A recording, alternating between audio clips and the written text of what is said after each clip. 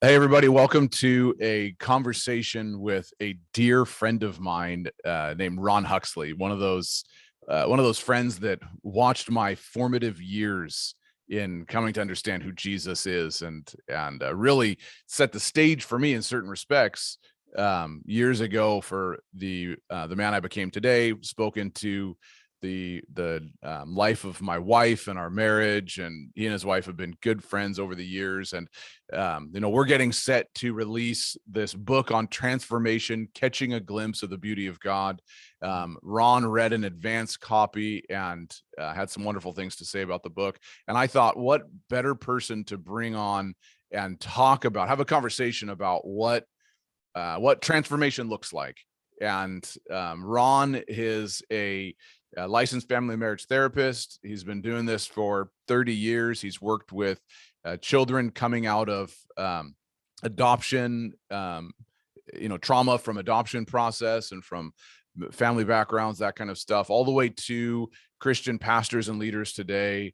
So he's run the gamut in terms of who he's working with, and so a wealth of experience.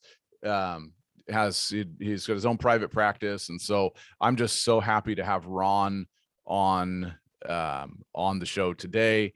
And so let me just introduce Ron. And Ron, why don't you just tell us a little bit about yourself? Sure, well, you did a great job. And so, again, I'm just a licensed marriage family therapist working in the Central Coast of California. Um, Most of my career has been running various mental health clinics, community based mental health clinics, post adoption mental health clinics. And then about 10 years ago, I decided to transition into full time private practice. And the reason I did that is because in order to find true transformational healing, we really have to incorporate the spirit. We can't just simply work with the body and mind only. We can get very functional with that, but to really have true healing and deliverance, you really have to deal with body, mind, and spirit. So that's what I dedicate my practice to now. I remember we had a conversation, part of a webinar that we did a few months ago, Mhm. and you made a statement. It was something like this, and I just thought it was so profound that the in the counseling world, you can have some breathing exercises and try and have some strategies for dealing with anxiety, that kind of stuff, right? Yeah, But it's one thing to have a strategy to deal with anxiety, and it's another thing to reorient yourself around the thoughts God has about you, right? The true. truth that He's breathed over your life and becoming the person that He created you to become. Those are two. While there's overlap between Of some course. of the exercises for dealing with anxiety. Yeah, Um, but I loved how you said that just dealing with anxiety and release of stress does not necessarily a Jesus image bearer make you. that's true. Yeah, so it will be helpful. And you probably wouldn't want to do one without the other because if you are dealing with trauma and anxiety, then utilizing some grounding or breathing exercises can be very help you as you manage the day to day. But ultimately, for lasting change, you want to have some transformation of your identity. And most of the core issues behind mental health, as I've seen them, is due to a problem of identity. So it's more of an inside out versus an outside in process, not just managing behavior, but also managing how we see ourselves in God's eyes. Do you find that to be one of the significant differences between, say, the secular counseling world, which offers some incredible benefits to us, right? Sure. Like Yeah. some of the heavyweight Christian authors today in that sphere, maybe the Jim Wilders and Mhm. things like that. Yeah. They're exploring these, or we've been involved with Heart Sync Ministry with Andy Miller, and they've been Right. exploring these, but they've incorporated a number of the modern advances in neuroscience, how we understand trauma in the brain from a scriptural Absolutely. standpoint. So Mhm. in any case, not to denigrate the secular practice of counseling, but do you find that one of the limitations of the secular model of counseling is, as you said, I think earlier, you probably already answered this question, but the limitation is how we have to incorporate the father's perspective. Yeah. Yeah.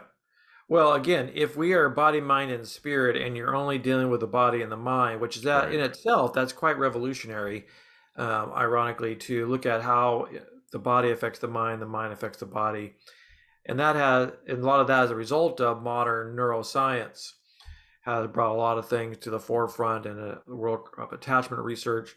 So those things have been huge to transform the mental health industry. And I think a lot of spiritual leaders are actually picking up on the need for that because we are body, mind, and spirit. But the essential ingredient, the core, if you will, is to really come and address the spirit.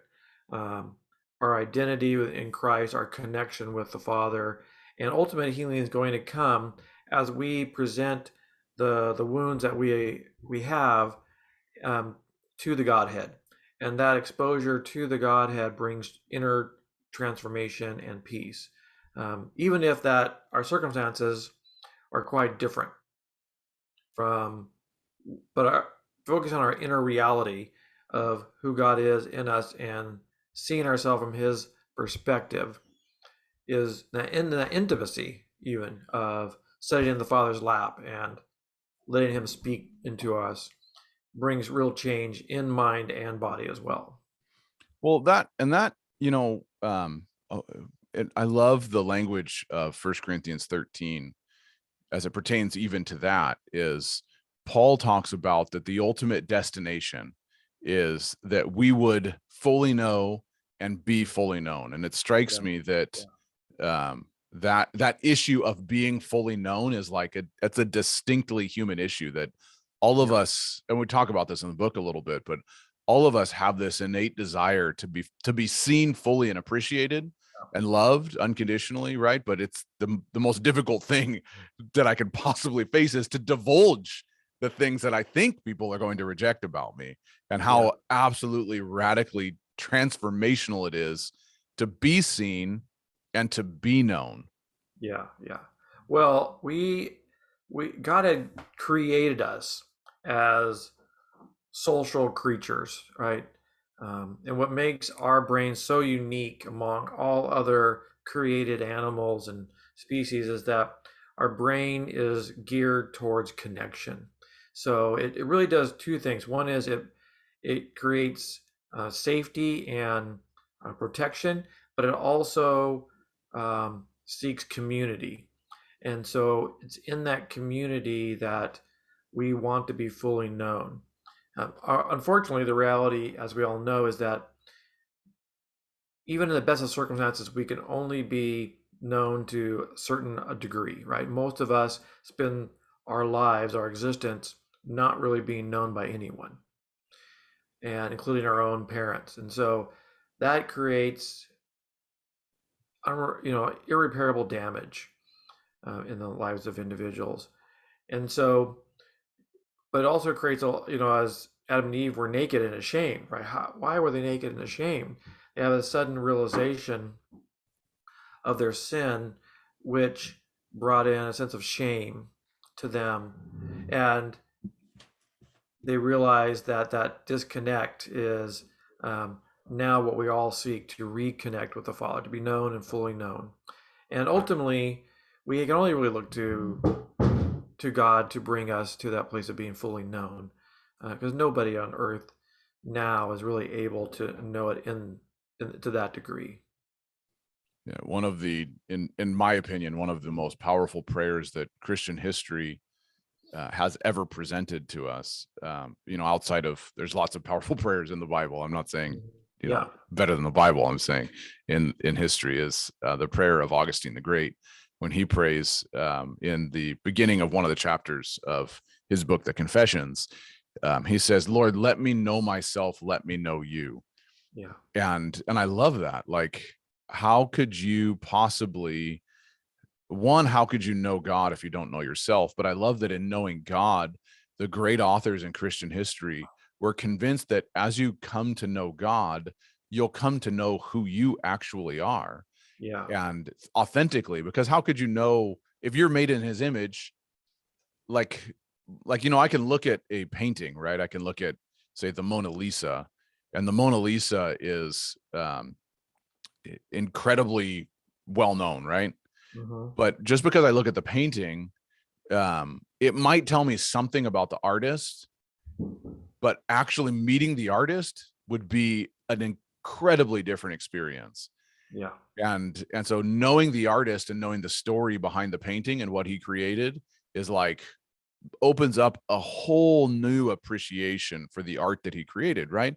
But just looking at the art, you can notice the brush strokes and the beauty Sure. of it, the fame of it and all that. But knowing the artist, like the depth of appreciation all of a sudden for what's created becomes so much richer because I actually know the one behind the art. Yeah. And I think the principle there, when we think of something like Augustine wanting to know God, because in knowing God, all of a sudden I can find a greater value for who I am. And not because I've got this false sense of me being so awesome or great. It's Hmm. because I recognize in his image, I actually have the capacity to embody him into creation. And Right. that when people see me, maybe they can catch a glimpse of how beautiful he is. You're right.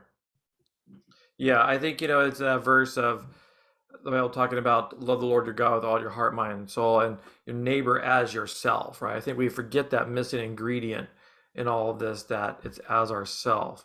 And I think there's a tendency in the church to want to, at some sense of false pride or some false humility to not know ourselves, like and we avoid that piece, like that's some type of sin to know ourselves. Right. But knowing God allows us to really know ourselves. Even the psalmist talked about, Lord, test me, try me, to really examine my heart and know everything within me, and that's his own reflective process, right? Knowing Right. himself um, and meditation. We're meditating on the Word day and night, but we're really in that process. We're coming to know ourselves as well. That's not the humanistic end result, but that's just an inevitable piece of knowing God, and we come to know ourselves more. Yeah, I love that. Well, so you've been doing this for a long time. I guess not in the grand scheme of things because we've been around for a lot longer than your 30 years of experience, but Yeah, that to some people 30 years makes you an expert, right? yeah. And I'm still learning. yeah, you're still learning, and Yeah, so that's great. still beginner. What in your opinion then, what, just talking about this transformation thing, what are some of the main reasons people get stuck Yeah. in that whole transformation process? And what are some of the, like, how have you seen people, or how do you counsel people? Okay, you're stuck here, this has gotten you stuck, here's how to become unstuck, in maybe that's too simple to put it that way, but what are your No, it makes thoughts? sense. Yeah, and a lot of us do get stuck.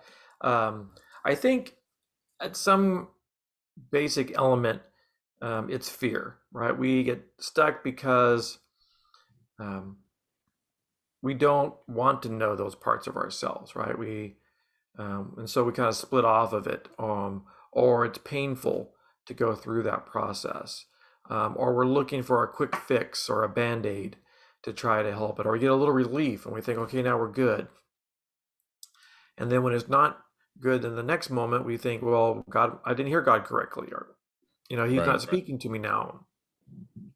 So I think it's work trying to go through. That's why we say you got to do the work, right? You have to do the inner work of healing and transformation.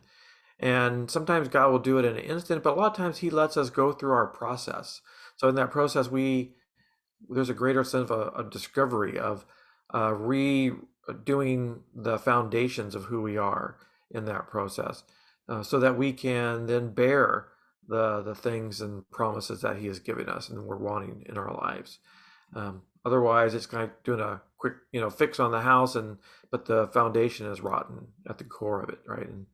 And so it doesn't hold up. Right. So it's it's difficult to do the process, and I have to have some acceptance of the fact that this is hard work and people who want to get unstuck, you know. But what the unique thing about crisis and inevitable crisis that we come to, those crisis moments, the problems, um, the tragedies, the downside obviously is all of the losses and stuff that we've and the pain that we suffer from it. But the upside is that it has a way of shattering assumptions. In psychology, we call it the assumptive world. It also puts us in a place of desperation, like I'll do anything, Lord, to get some healing in this area now, right? Because the pain is so great. Obviously, it's better to do it when you're just feeling stuck and you're not, in that crisis moment. But the way we get stuck, I think the world just is broken, and so we get stuck. And then also our own fear of growth and change and the going through that process that may be difficult or uncomfortable or even painful. And then becoming unstuck comes to some moment where we decide, I'm just not, I can't do this anymore. I need to change, right? And sometimes it's too little too late, in marriages or health or other things. But uh, if we are paying attention to the little things that God is saying along the way, He's actually putting out signposts saying, here's an opportunity. So one way to move in this process of from stuck to unstuck is to reframe the struggles that we go through, or the difficulties that we go to, or the anxious moments or depressed moments that we experience, and say, this is actually God highlighting something that He wants to heal right now. Right? I'm not just going through pain to go to the sake I'm going through pain. I'm going through pain, and God is actually saying, hey, would you like me to help you with that? Yeah, Right? it's not masochistic in that sense, right? Where No, God's no, going, I need you to love pain. Yeah, no. and I love God, that. He hates pain, but He also comes to us like He did when He was healing. He said, do you want to be well? Right? We and He asks us that over and over again. Do you want to be well? Here's an opportunity to be well, and we have to say yes to that. Yeah, I love that, because it's not. I mean, sometimes I think our perception. Well, and I don't think I could say I resolutely know. I could say that with almost finality, that our perception of God as a father that comes to us is so easily driven by our misperceptions of our own fathers. Yeah, And so we grew up in a painful environment where our fathers um used punishment to correct us, or used anger to placate a situation, right, or to try and yeah, control the situation. yeah, And so what happens then is we see, oh, I go through this difficult situation, and it's because God's judging me, or God's angry with me, or God's mad at me. And I love that. Being unstuck is reframing how I think about His tenderness, in yeah, how He comes to me to point out the issues that need healing, not yeah. to punish my issues, No, but to reveal my issues, because it's in His tenderness that He comes to me. And yeah, yeah, that's reframing how I see His heart. And that's just, I love that. I love that. yeah. Um, It's His invitation, right? And so I'm often saying it sounds like God's inviting you into something here, right? So people come in, they talk about their problems, talk about their marriages, talk about their struggles, and inevitably in that is an invitation where God right. is saying, would you like some healing in this area? It may take a while, right, to go through the process of it, but it's God's invitation into something more and better and wholer and healthier. Yeah. There's a quote in the Transformation book, from a contemporary Greek Orthodox monk named Father Maximos, where he talks about the need for a hard blow to a hard rock in order Mm, to break apart the rock, right? yeah, And our natural assumption, of course, just like I have young kids, right? The natural assumption when there's consequences is that your parents are upset with you. right. I did And something bad. Yeah.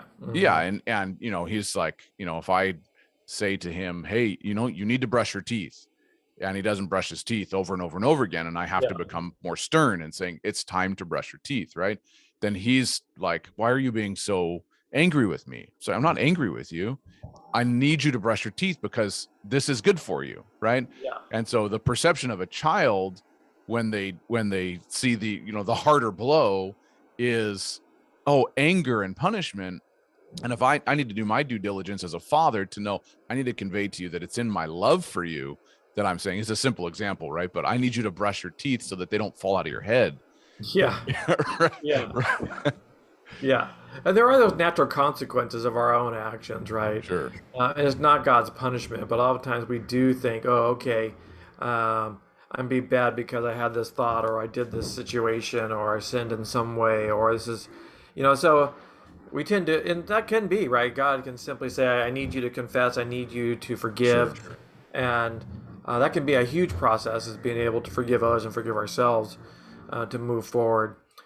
But a lot of times it's just natural consequences of our own actions. And it's God saying, well, but God's patient, right? It's like, if you don't brush your teeth today, you may suffer the consequences of those things. But even if you don't, and you have a cavity, I'm going to love you through that process too, right? Right. There's always another opportunity for God to bring invitation to healing in our lives. Like, that's a constant goal with us. Like the prodigal son's father, always looking for the day the prodigal comes back, right? There's never a day he's not looking for us. Right. Right. Oh, I love that. That he's like the prodigal son's father. There's never a day he's not looking. That's beautiful. Yeah. Um, yeah. Okay. So we could talk about that topic for ad nauseum and still explore it even more. Yeah, it'd be fun. But Yeah, that's right. We should do a whole nother webinar, right? I'm curious what you think about the state. Like you've one of the things that you've said in the last few years, you've been working more and more with churches and yeah, pastors and leaders. And I know I don't know if this is just distinct to the Central Coast where you are in California, but I know that in years past there's been a pretty significant hesitancy for pastors and leaders to reach out to counselors, yeah, whether it's the whole, I can't admit that I have a weakness. I'm supposed to be the person that has it all together. And so how can I go to the counselor? The one right, who's supposed to counsel all the people that come to me. And so I was struck when you told me that's a lot of your practice is now walking right. with leaders and pastors and helping them navigate. Maybe part of it is the benefit of the last 2 years with COVID and then starting the True. recovery. Like Mhm. we're starting to see we have some issues that we need to deal with, but where, like, just in um, your assessment in that broader context of the North American church and what you see, it seems like we've come a long ways from 20 or 30 years ago of, oh, no, I don't need a counselor. Only those screwed up people need a counselor. Right. And so where do you see us as an accurate assessment today in the broader context of the church? And then where do you see us maybe going in the sense of how we incorporate some of these practices into our discipleship models and our mentorship models and our pastoral practices, that kind of stuff? What are your thoughts about that? Well, I think in the wider picture of the mental health stigma in society is that there's been a shift.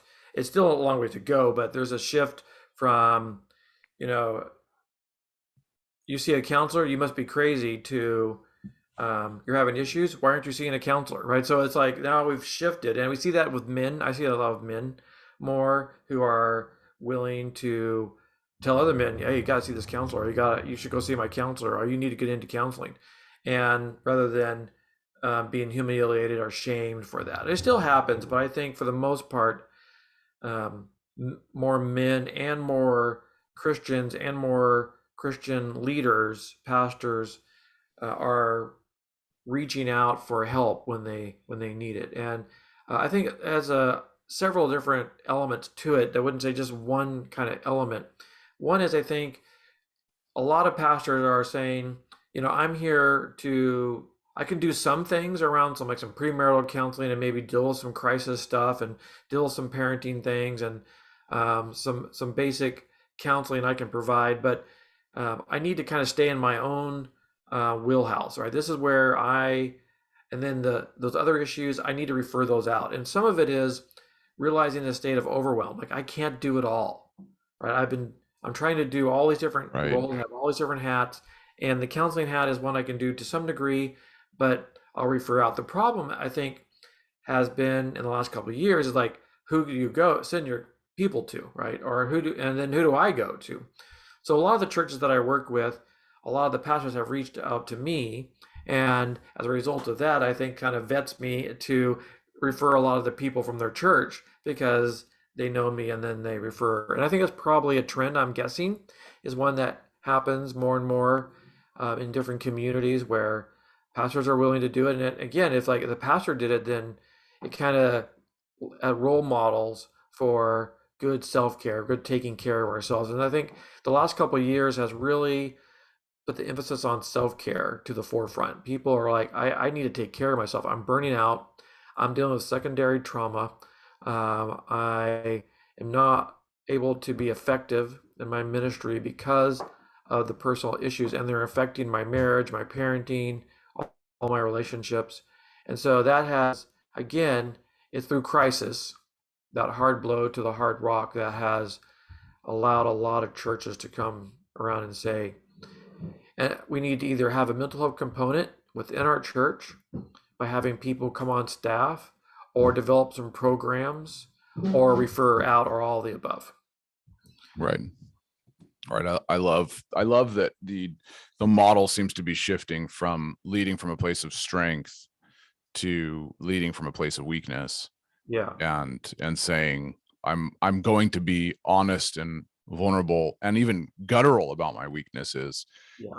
And it's not, because it used to be like I need to seem like the most well put together person, so everybody Right. has an image of who to become. Right now it's, I hope it doesn't go all the way the other side. I need to seem like the most unput together person. It's not that, but Yeah. I need to be honest with myself and with the capacity that I have, so that and that helps other people see, oh, it's okay to admit that I can't do this. It's okay to admit that I have weakness. Yeah. And it seems to me scripture is very clear.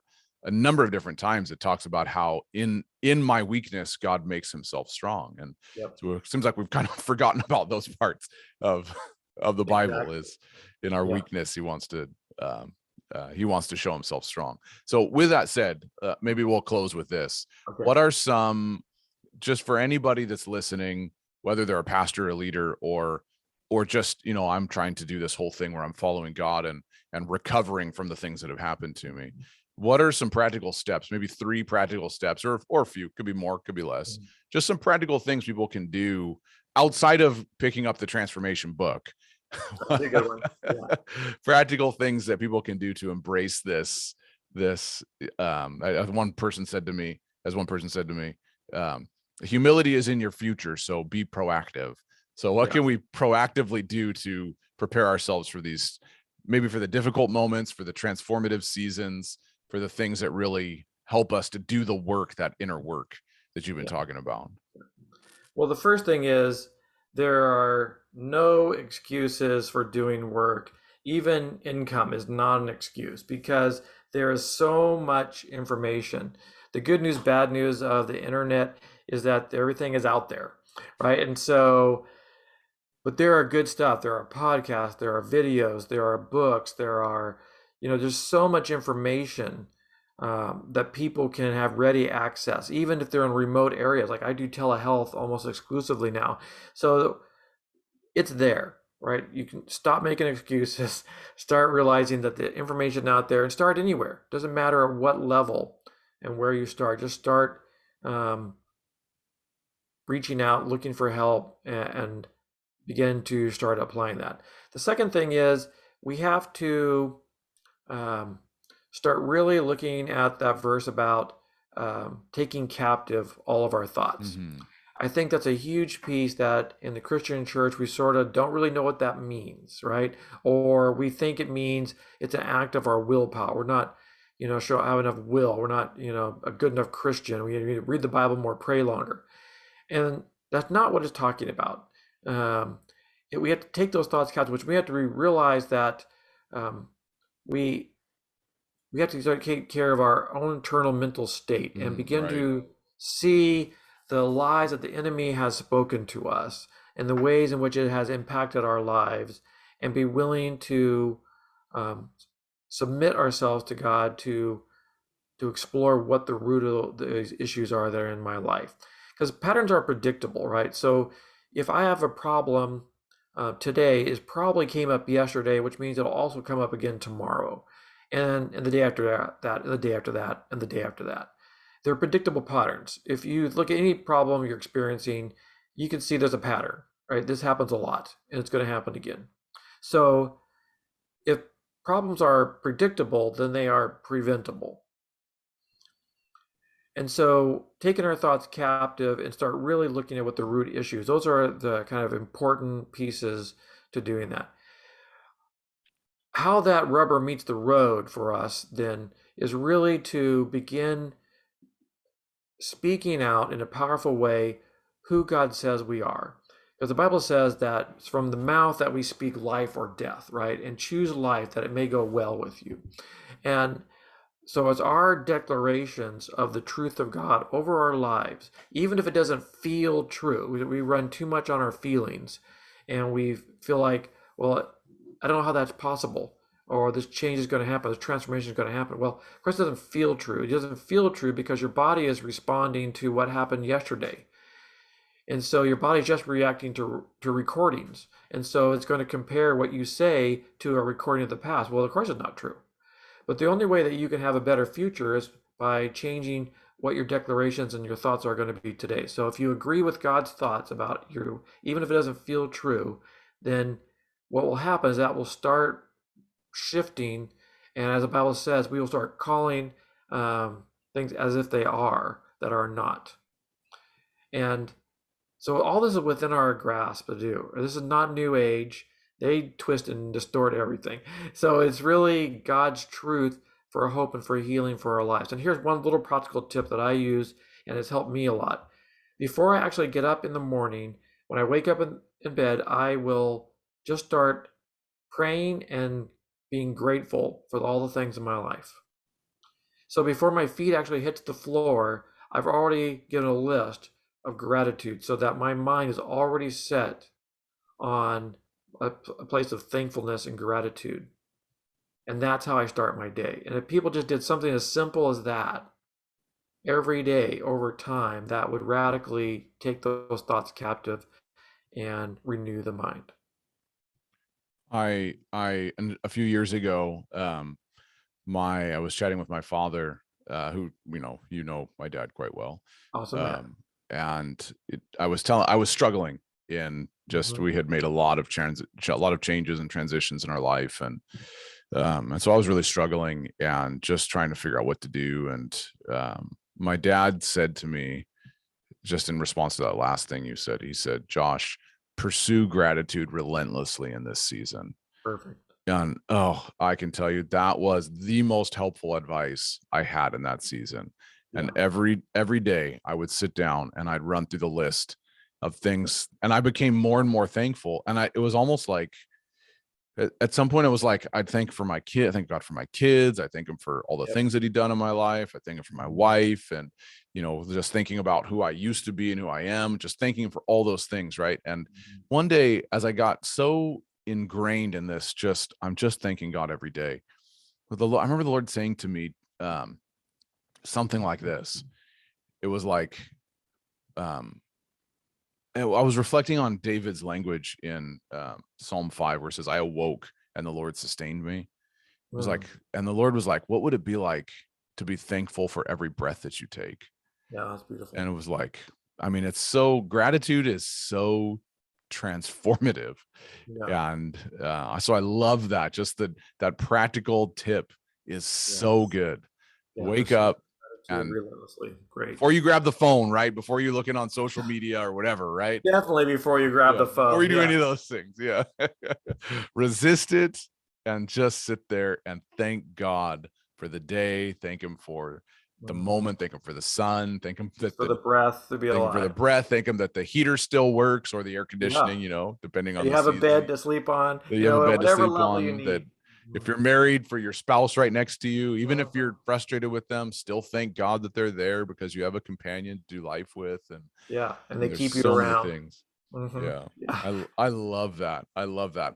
Ron, thank you so much for having this conversation. Thank you for all the things that you've done to pour into my wife and I.